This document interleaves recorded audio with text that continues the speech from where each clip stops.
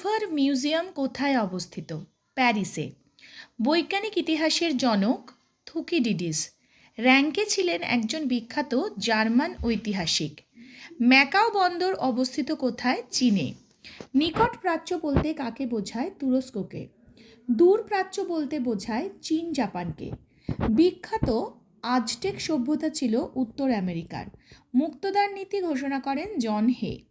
Canton বাণিজ্যের অবসান ঘটে 1842-এ। কোহং ছিল একটি বণিক সংগঠন।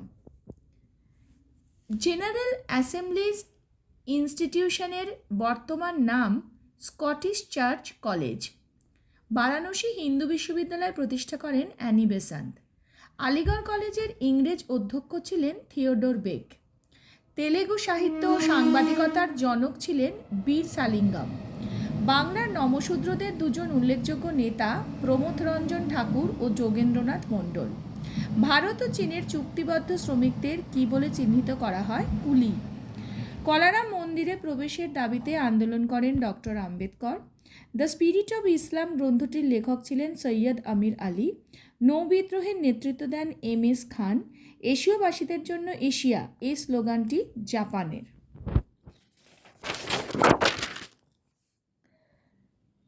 বার্লিন অবরোধ শুরু হয় 24শে জুন 1948 খ্রিস্টাব্দে। কিউবায় ক্ষেপণাস্ত্র সংকট শুরু হয় 1962 খ্রিস্টাব্দে।